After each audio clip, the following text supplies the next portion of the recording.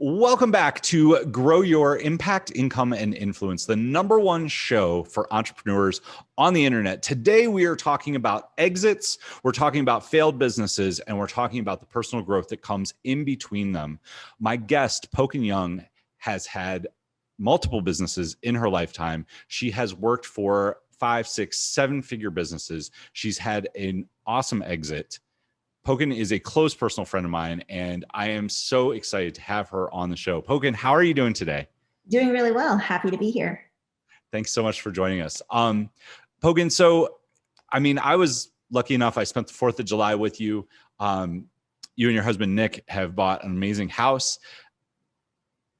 You had a good exit not that long ago, but things weren't always like this for you. I'd love it if you took us back to the beginning because, your story is fascinating to me, like where you came from, how you got started.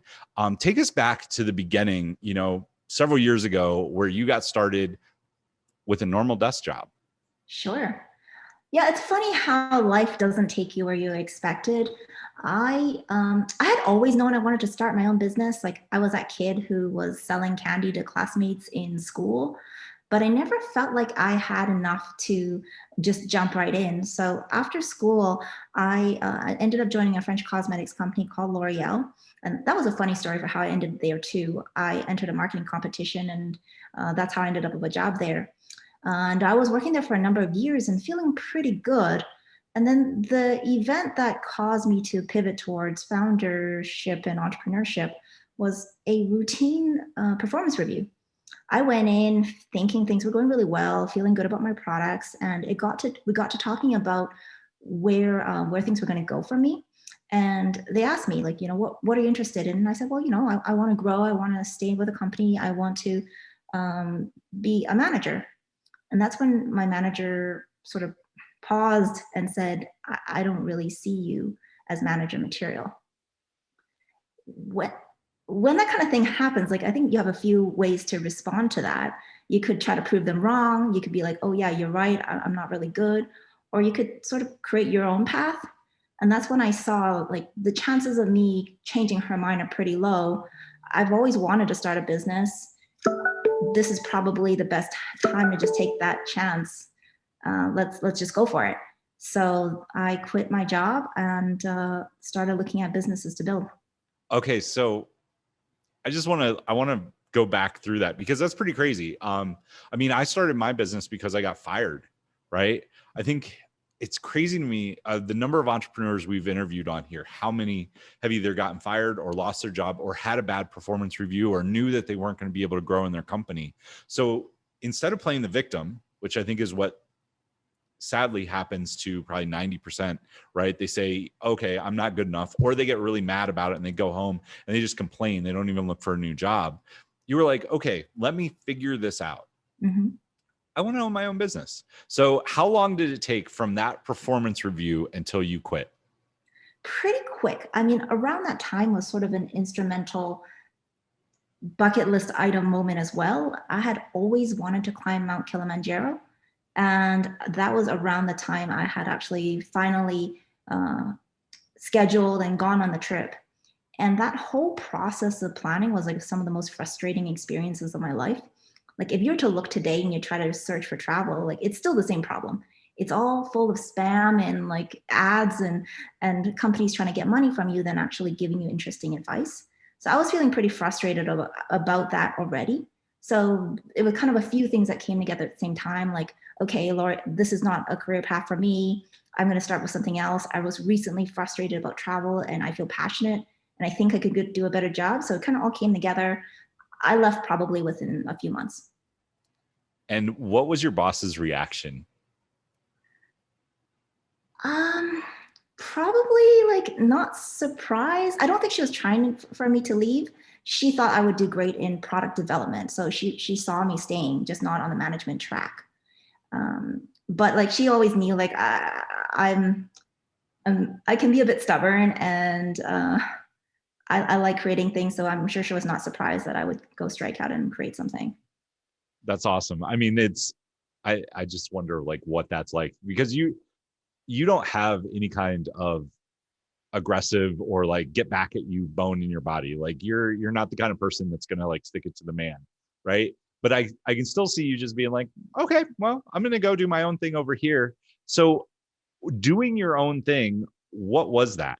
Like talk to me about like what was day one of Sure. doing your own thing?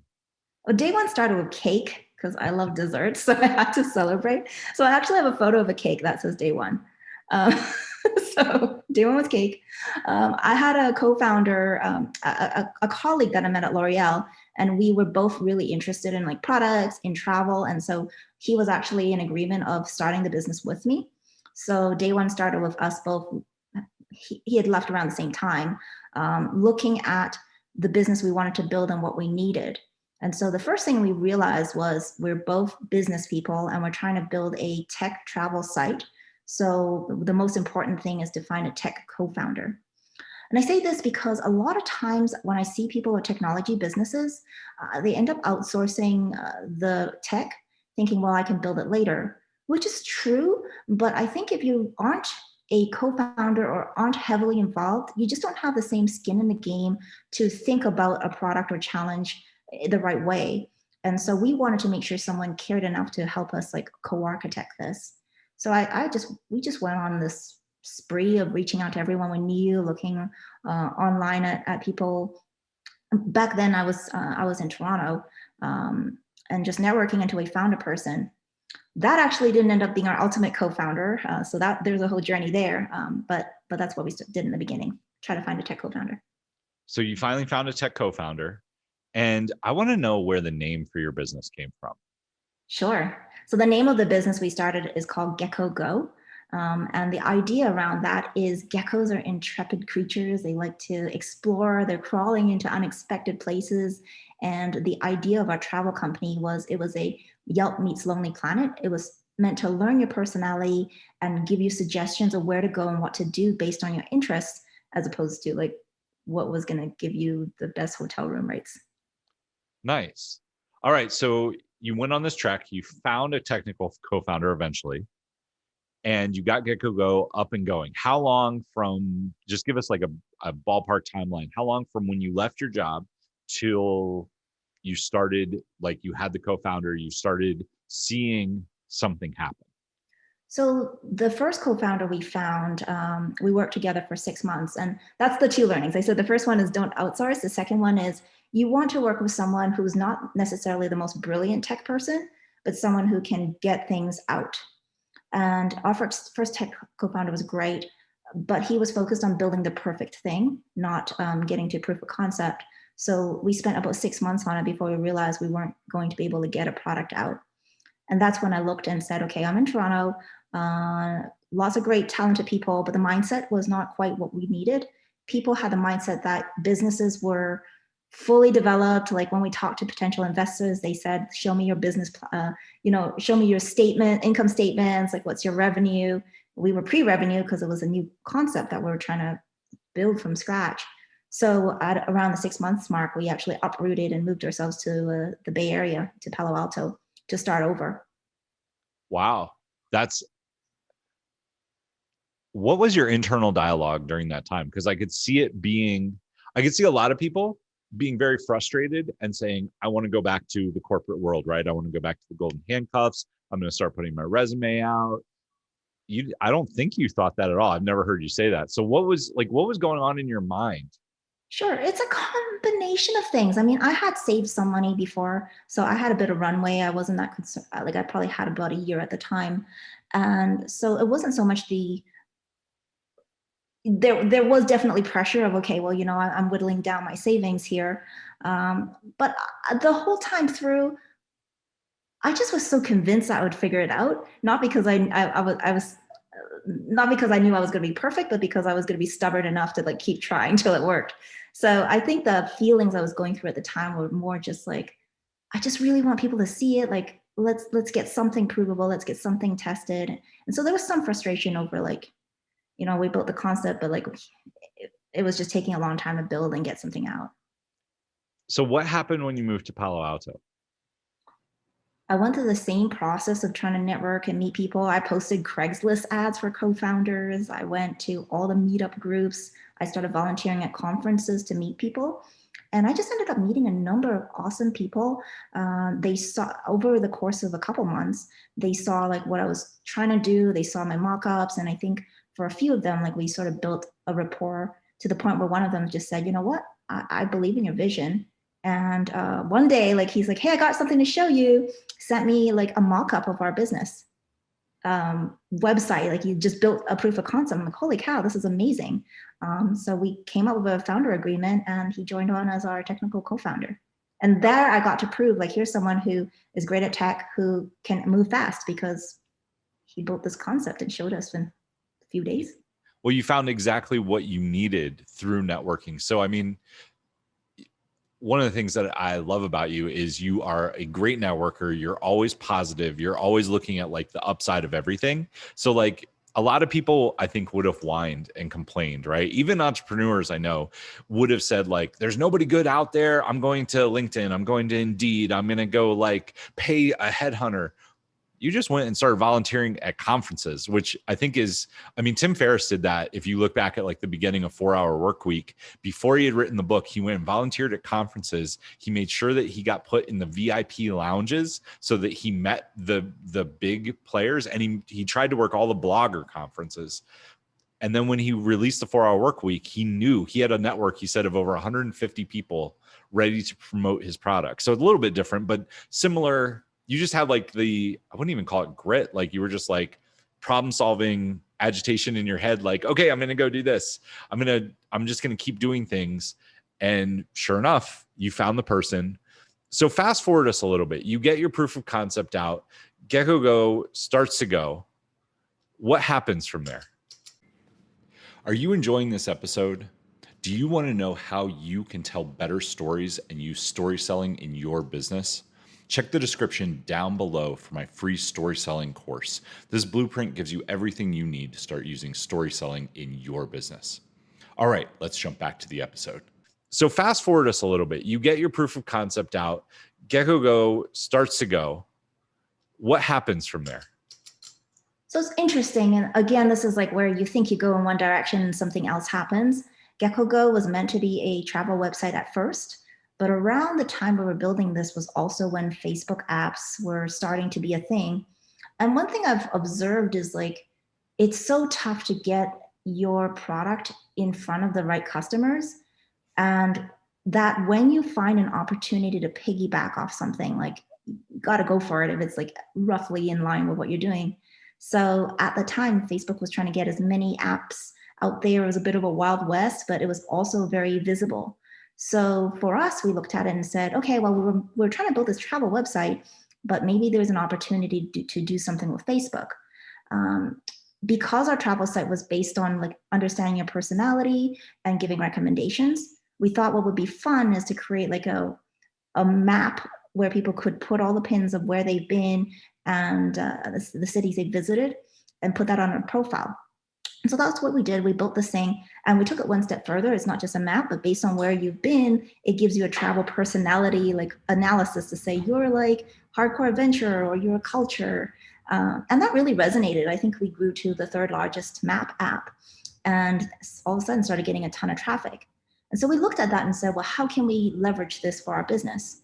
And our business was based on users writing reviews and sharing their experiences. And that's how we could develop like the profiling and recommendation system. So what we did is, since we knew what cities you'd been in because you told us, we'd start prompting you. Like right after you fill your map, we'd be like, hey, share with us your favorite restaurant in Paris, or share with us your favorite activity in Tokyo. And we found the more specific you asked people to do something, the more willing they were. And so we were actually able to use our Facebook app to generate a ton of content that we were eventually able to use to seed our website and get the materials we needed and a lot of initial users for our eventual website launch. So talk to me that, like, to me, one, that's awesome. Like you used Facebook to get data and you started asking people. Like I hate all the cheesy surveys that are on there now. And I know because you built it, it was probably much more targeted and friendly. But what's your favorite restaurant in Paris? What did you like about it? Harry, would you mind writing a short review? Like I can pretty much picture like the steps you would have taken people through. Um, so you build out the website. Are you making any money at this time? Is there any revenue coming in? No, by this time we were super lucky that we actually had some angel investment. So we were really focused on, in our mind, like when we arrived, we thought, okay, if you build a tech business, it had to be a VC model. So what you needed to do was grow at all costs. So monetization was an afterthought. We're like, well, we have enough runway, so let's just try to get as many users as possible. So that does end up being a downfall because now going forward, I focus on monetization first. But now we were trying to get as many users and as possible, not figure out how to monetize. Were you taking a salary at the time? No, we were living in a startup house with like 5 other roommates trying to keep costs low. Also, like straight up Facebook style. Super Facebook style, just didn't work out of the garage, worked out of the kitchen. Yeah, kitchen, pizza, maybe a pool in the backyard. Palo Nope. Alto still? Yeah, this was in Mountain View actually. Okay, so you're going. What happens as the customer base is starting to grow, but your runway is starting to shrink? That's the up and downs of the founder life. Like because we were so focused on just trying to grow and not so much on monetization, we were really at the mercy of raising more money and getting more investors. And already I think travel is a very crowded space because it's very sexy. Everyone wants to do something in travel. So we were warned by a number of people that said like, don't go into travel, do something else. But we're like, we're going to solve this. So, I mean, we kept trying to get users, but like there's a certain point where there's only so much you can grow. And we weren't hitting enough numbers where people were necessarily willing to fund us.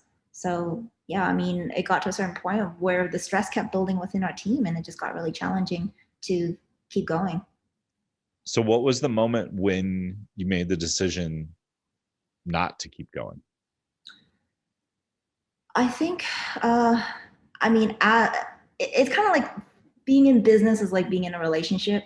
And the number one reason a lot of couples have trouble is financial difficulty. So I think the same kind of pressure put a toll on the team. Like all of us were really, really got along well for most of it. But by the time like we got to this point where we were doing everything we could to grow, but it wasn't enough to convince people, even though we had better metrics than some of our competitors, I think it really took a toll on the team. And so relationships started breaking down. And we had like what my co-founder who I started the business with decided to step away. And I think that was the beginning of the end. Thanks for sharing, because I know that's not the most fun thing to talk about, but it's what happened next for you is what's like where it turns around, right? Because how long was it between that non-exit and starting something new? And it's funny because like, and that's where like networking and relationships matter because ultimately we weren't able to build something that was super profitable, but it's the relationships that we built where at the point where we said, okay, we can't do GeckoGo anymore, but we've got this incredible user base, super uh, passionate users.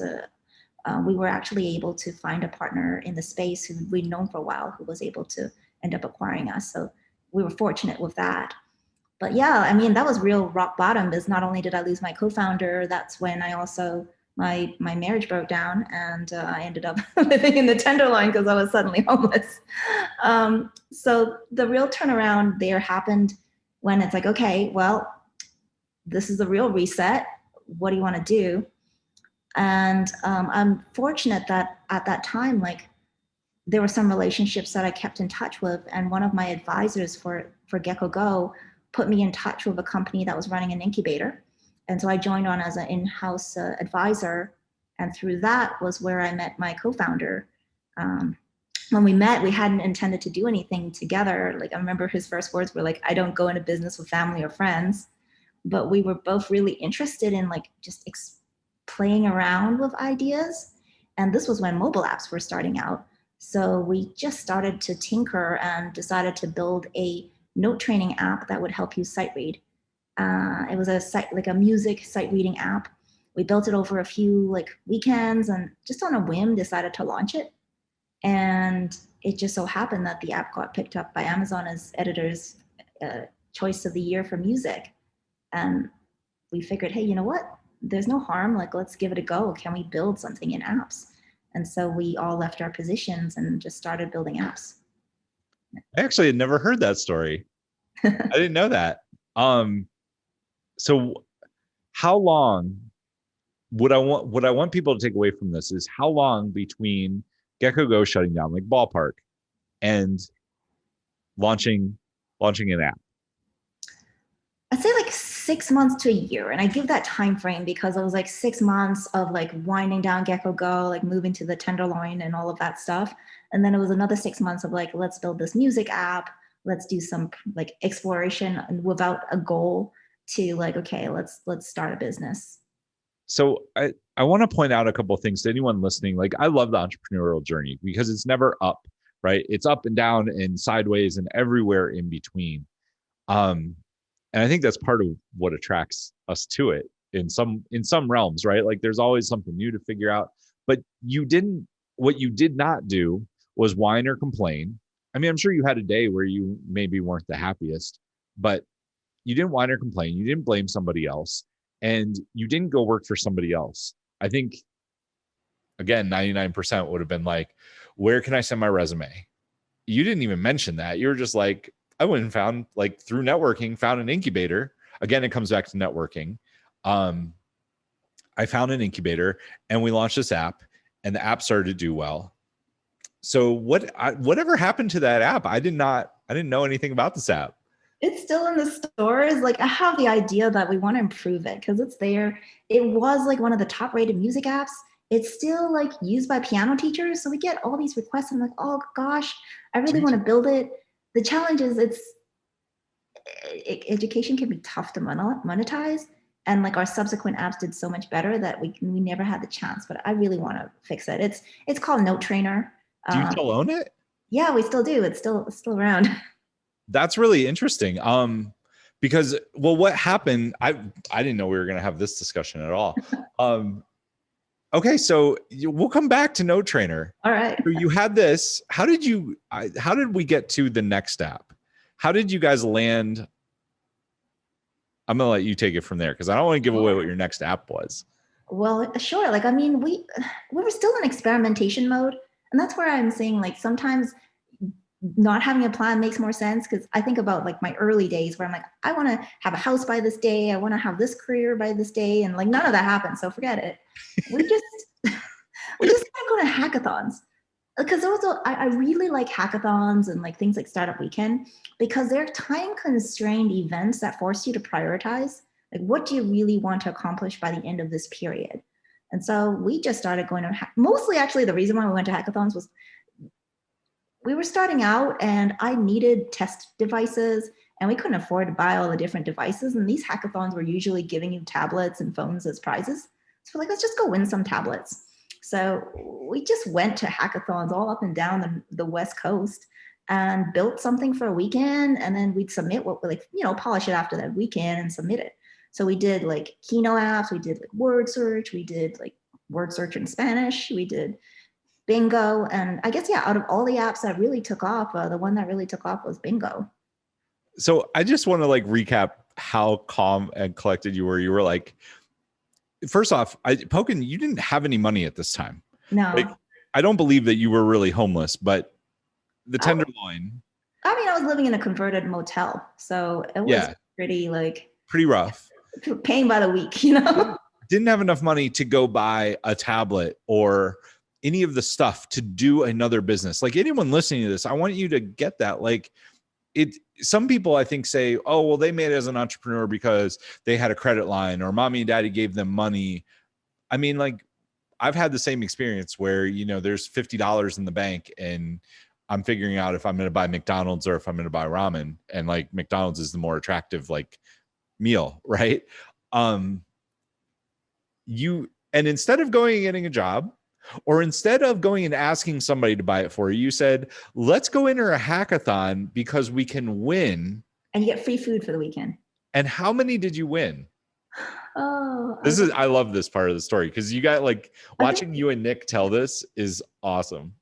I mean, I think we won them all, but I'm trying to think, like probably like 6 or 7 before like it became more of a distraction than So that was helpful. that's the other thing. Like both you and Nick are excellent driven. Like entrepreneurs, there are some that launch it dirty. You are not that kind of person. You definitely want revenue and you want to get to market quickly, but you always made sure that it was better than average. And when you went to a hackathon, you guys always won. Like that's a really fun outlier. So I think what it is, and this is in hackathons, this is true for business.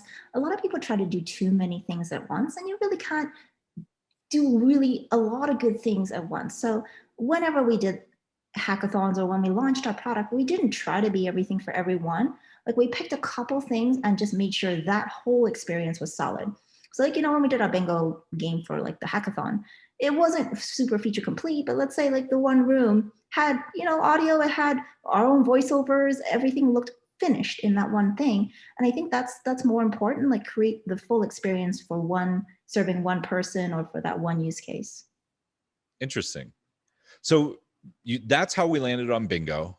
And then you guys started a whole chain of bingo apps. Like, Yeah, I mean, we tried a bunch of different apps. Like in that time, we still wanted to do different things because we didn't actually want to do bingo. It just kind of ended up being that bingo wanted the us. best one. Yeah. Yeah.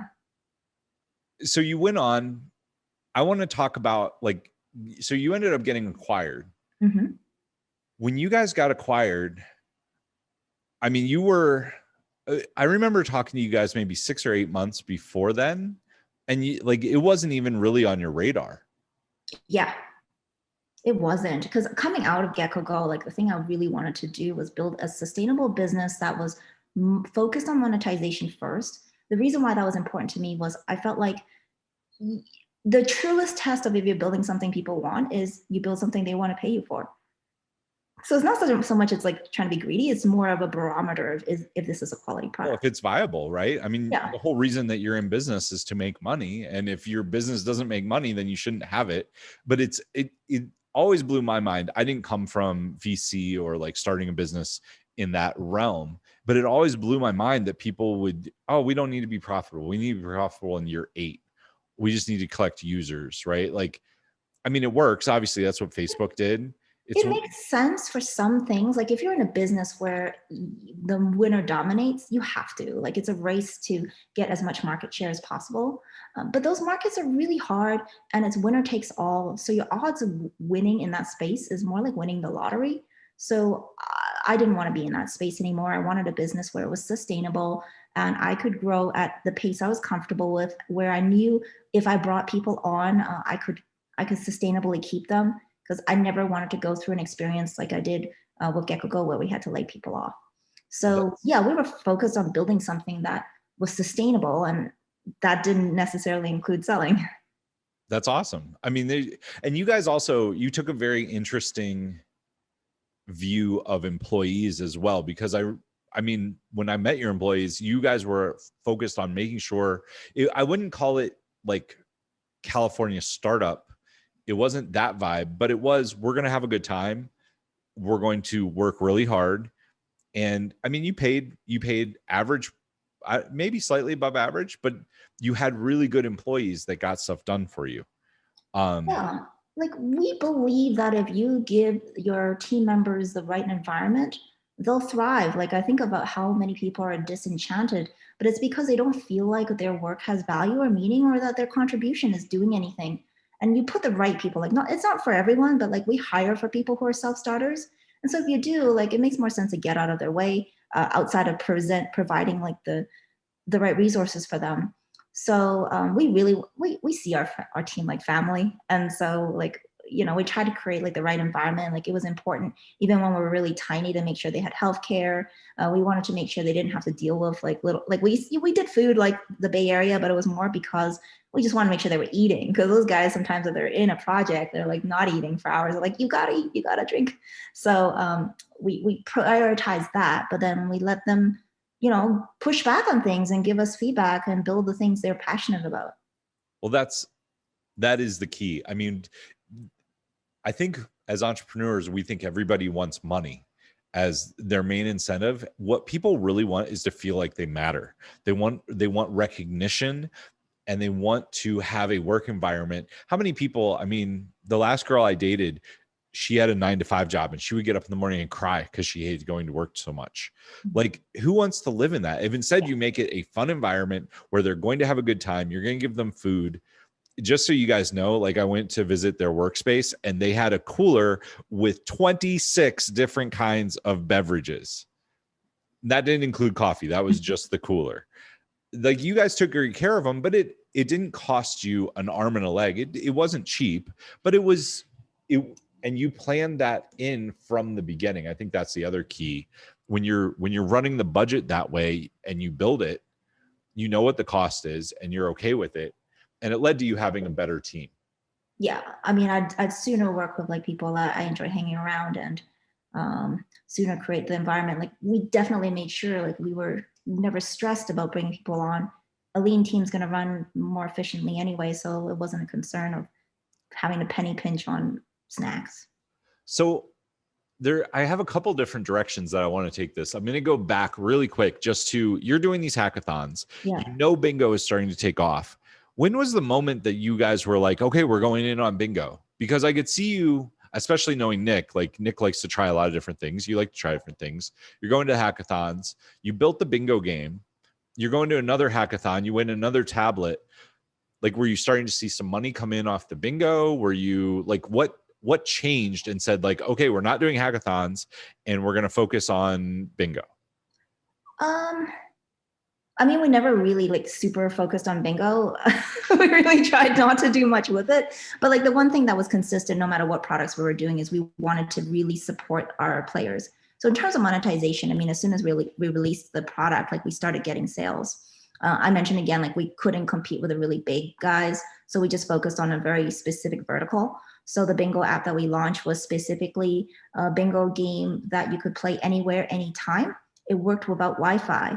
And that was a big contrast, because other people needed Facebook, needed an active internet to play. So you didn't really have so many choices if you wanted to play offline. We also made it super easy to contact us. So we're one of the first games that put like a customer support panel right inside the game. And Nick and I in the beginning would be personally answering all the messages. So while we were trying really hard to do something else but bingo, like, we really made sure that anytime we were interacting with customers and players, when they wrote in, that we gave them a thoughtful, personal response to show we cared. Like, we responded to 100% of reviews. So it was while we were trying to get away from bingo that bingo kept growing. And then there wasn't like a conscious effort to focus on it. Just, you know, every time we looked, it was bigger. And at a certain point, we just said, we got to focus on this. Right.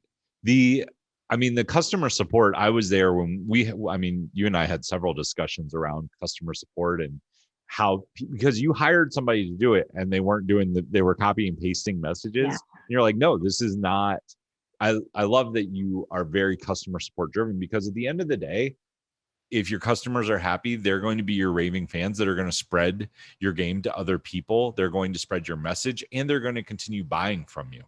Absolutely. For sure. Like, I mean, that was frustrating for us, because we as customers, like, if you take the time to write to someone, you want to feel heard. Like, I think of how many times you're upset about an experience. You write to a customer service place, you get a canned message that shows they don't care. And what do? Like, you're so upset, you go tell like 10 other people how upset you are. Whereas like, if they had an empathetic response, instead you'd be like, wow, you know, it's so unusual that you're surprised, and you tell people. Like, I look at our reviews, so many people were like, wow, this is a real person responding. I tell all my friends and family about you. So it was so helpful for us to have that opportunity to be able to respond, that we didn't want to lose that when we hired people. So we actually had to rejig our whole hiring process to find the right people after that experience. Yeah. So let's walk into you're acquired.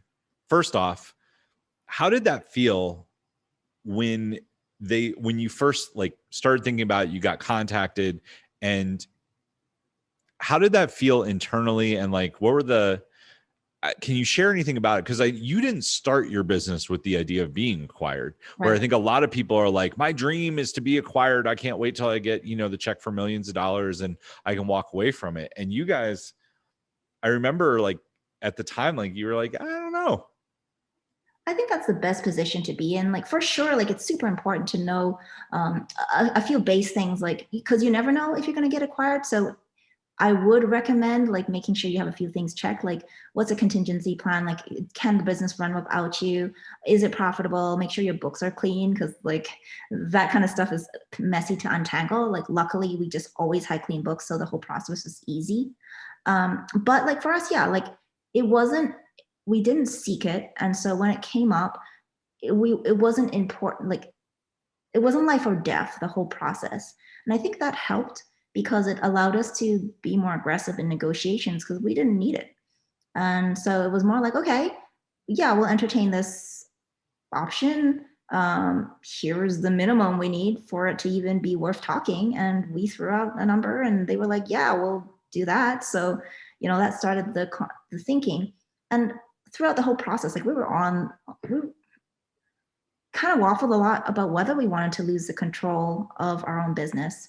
I think the tipping point was really just you never know what can happen. We have friends who turn down offers and then the environment changed and they couldn't sell anymore. And so we thought bird in hand is a lot better. So it was like that decision that tipped it. But like for me, losing control was difficult. So it was a huge priority for us when we were doing negotiations and going into the company that we negotiated terms that essentially allowed us to operate independently, even during our earnout. Well, so you guys stayed with them 2 years after signing. Mm-hmm. How did the control, I remember you talking about like how you were trying to retain as much control as possible and you thought you'd been successful in that. It was really interesting, like the office building that they put you in, you guys ended up taking over. And like I remember the one time I came and visited you, it was you and your team and like the big empty office. Yeah. Yeah, it's funny. Like you never know what happens. Like we went in, we're the little guys. We were 5 people when we joined in. And by the time we stepped away, we were running the whole division. And I think we had 26, 27 people. Just a lot of things can happen in the short term. Like the guys who brought us in, like we really like them and respect them because they were like, that was also a motivation. The fact that the people who brought us in originally were founders themselves. So we felt like they appreciated what that meant. But like crazy things happen. Like while we were there, like that turned over. A lot of people who were working with us turned over. And so with the priority changes, like it just ended up that we ended up growing a lot more than we would have normally, but that brings a lot of interesting experiences too. And it allowed us to bring on additional specialized resources in art, in animations that we wouldn't have done on like with a small, like team of 5. If I would like to ask what your favorite growth experience was, maybe not the easiest growth experience in there, just because you wore a couple different hats when you were there. I mean, you came in like, and then you were put in the CEO role, and then you were like, I remember you were having the conversation with the lady that was in Pennsylvania, like, and having to fill that role. Like you had a lot of different hats going on over the last couple of years. Gosh, what's a favorite? I mean, I appreciate a lot of the challenges. I'd say like the most personal growth, and wasn't my favorite because it was not fun at all, was the process actually of integrating the San Francisco office, because our parent company had acquired a different company, and at one point we were integrating everyone, and like we felt like it was really important to do that in a like as human of a way as possible, and in a sustainable way, because we had to end up bringing on a lot of their products as well. So I hope that we were able to have those discussions and transition the team, like I said, in a humane way. Like it wasn't fun and it wasn't easy, but like that was important to us. Why do you feel like it was the biggest growth? Because you had to deal with people, because of the strategy? There was so much, because all of a sudden, like we ended up inheriting a whole division that was bigger than ours, and then we were running all of it.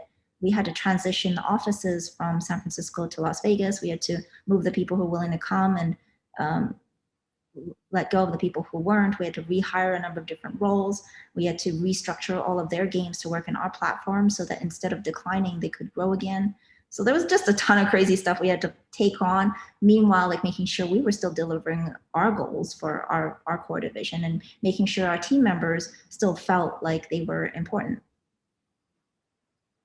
I mean, it's amazing to me.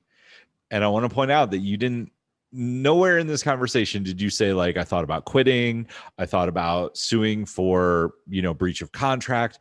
Instead, you just figured out how to do it. Like throughout, I just want to point out like the chain of events leading here. Not once did you ever say quit. Not ever once did you blame somebody else. Nowhere in here did you play a victim role. Like you always just said, okay, how do I solve this problem? Sure. And that was a nice thing there, is that it was our choice. Like by our contracted terms, they couldn't force us to do it. But we just looked at the team members. Like we did, like some of those team members from the other studio were in our office. And if we didn't take it on, they'd lose their jobs, which meant our friends were going to lose their jobs. So it was important for us personally to orchestrate something that could work. So once we said, this is what we're doing, like just gotta unblock roadblocks. You found a way. And that's the thing. When you look for a way, when you don't become a victim, when you don't say like, this sucks, I don't want to do it, blah, blah. Instead, you just say, okay, this is what we want to do. How can we do it? I mean, you figured out how to get tablets by going to hackathons. You figured out how to start a travel company by volunteering at events. Your journeys. Go ahead. I said, if you change your mindset, instead of like, yeah, woe is me, the world sucks, it's more like, this is a growth opportunity. What can I do here?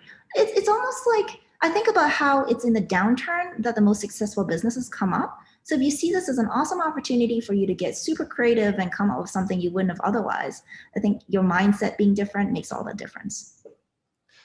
I think that is the best takeaway possible from this entire interview, especially where we are right now. I mean, the end of 2021 coming up, we're going to see some pretty crazy times, I think. To bring it full circle though, you exited your earnout. You guys have successfully had an awesome exit. What's next? What do you see yourself doing? I mean, I'd like to do something again. I'm not sure what yet. The one piece of advice I got up from a lot of people is like their instinct is to dive right in and just like do something. And a lot of people said, give yourself the permission and the time to allow or discover what comes. So we didn't really fully embrace that because our idea of allowing our minds to be free was to completely gut a house. So I think that's taken up our time. We're pretty exhausted from that, but I'm looking forward to seeing, like, because the most successful outcomes for me were unplanned. So I'm trying to leave that space open to see what comes out. Cool. So I want to ask a few tactical pieces. Sure. A lot of people listening to this, they're entrepreneurs. They might be growing their own business. They might be in a service-based business. I want to talk specifically about monetization, because I think that was the key difference between your first business and your second, was that you focused on, we need some money coming in. Mm-hmm. The Bingo app made money very quickly, correct? Like within a few days, few weeks? Few days, yeah. So what would you tell somebody? Actually, we know somebody very well. Who is too perfection based, right? Has to be perfect. I have to have it all done. I have to bug hunt all day and get it perfect. Versus, honestly, I would call you a perfectionist. You have a very high standard. Sure. What would you tell somebody that is like, okay, I left my job six months ago. I left my job a year ago. I've been working on this for 2 years while I still do my day job. When should somebody launch something to make money, and what would be a good process to a minimal viable product? Like, I'd flip that around. I'd hope it doesn't take 2 years for someone to find out if you're building a product they want. Starting from the moment I have a business concept, I'd want to start figuring out, like, either I'm doing something that's so proven that, like, if it's just another product in the market and you're just taking a slight angle, fine. build more of it and then launch. But otherwise, like I would go out and the question is going to be, how much would you pay for this? And get a commitment, either ideally get someone to put a down payment down if it's a bigger product, or say like, okay, yeah, I would sign on for this. Sure, I'll do a 2-week trial, but at the end of it, I'd pay. Like the sooner you can get to commitment on something people like, I think the better. And I think you can do it without being fully flushed. Like we got our first developer of PowerPoint slides. Like we got our first angel from not much more than that. I think they just need to understand where the vision is. You're not making them like pay up front. You're just saying, I would pay for this. So someone starting out, you can be a perfectionist. Just make sure that whatever narrow slice you're choosing, do a great job on that. And as soon as possible, pulse check that it is what someone wants. Doesn't have to be super broad mass market, but someone has to want it to pay you. How would you market that? Like if, let's say that it's, I mean, we could take an app, we could take a simple product, like let's take a $500 or $1,000 X, right? I'm working on this. How do I go find people who buy something that's not done? Because that's what I hear. That's what I can hear people yelling, like, but it's not done or it's not good enough. Like nobody's going to pay me for it. How do you approach people? We didn't even talk about your time in China, but that might be part two. But how would you approach people about getting people to pay? Because I feel like that's where people get hung up, right? They're like, but it's not good enough. I wouldn't pay for it. It has to be flushed out enough so they can see where the vision is. Because for sure, like I think about how many people are not able to see a fixer-upper house and buy it because they're like, oh, this is a disaster. But if you showed a render, people are often able to understand where the vision is. So I would say, like, depending on the product, like how close could you proxy it? Like you don't have to build the features for it to give you the experience. There's so many great mock-up tools that can walk you through a flow. If you constrain like an example and demonstrate that, you don't even need to code in a lot of examples to walk through what the experience might be like. So whatever minimum you could build through mockups, through just, it's really mockups that could explain where you're going. I think a lot of times that's going to be enough to show people. Like I think of the examples where they say, okay, put a landing page on and see how many people sign up. It's that equivalent. I think almost every business, like I heard a podcast about a person who was building a cookie delivery and they didn't even make their own cookies. They bought them from Costco and heated them up and did that. So there's always a way to be creative to proxy enough to see, okay, if this is the rough thing I'm trying to sell, is someone interested? Well, that's the cookie example is great. I mean, if you can sell cookies from, like, all you're doing is proving that people will pay you money. And if they'll pay you money for a cookie that came from Costco that you heated up, imagine what's going to happen when you get the best cookies. Mm-hmm. If you can be profitable with a rough draft, you're going to do way better with the finished product. I think it really comes down to just people's internal dialogue and like having faith that what they're doing is good. I think a lot of people, because you have the full view of your product and your weaknesses, so you overestimate how much people will judge you on that. Whereas people are lazy, they're boring, they're just, or not boring, they're bored, they're distracted, they're not going to nitpick. Like in the middle of watching some show, something comes by, like, is there enough to pique their interest? Like that's the bar. Like it's not like I'm going to do a full like tear down of your cookie. That is 100% correct. I do think it is important that they actually say they will pay for it, though, not just say they have interest, because I've seen too many people be like, oh, yeah, that's a really cool idea. Well, that they can be saying that because you're a friend or because they're just being friendly. They need to actually push a button and say they will give you money or give you money. Yeah, the price. Like it's not like, oh, yeah, I'll pay for that. It's like my price is $9.99. Would you pay $9.99 or pay me $9.99? Like as close as you can get to actually getting the money or getting the commitment, I think is the strongest proof there is interest. Awesome. The other question that I'm going to ask, which I think you are very well suited to answer, a lot of people stress about hiring their first employee.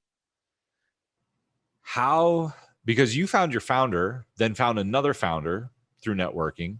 Mm-hmm. And then when you guys hired we went through how you guys hire and like what you guys look for. Cause I feel like there's the two ends of the spectrum, right? There's the person who says, I only want a unicorn. They have to have this standard and this standard and this standard. And oh, by the way, I'm going to pay 20% less than market for that.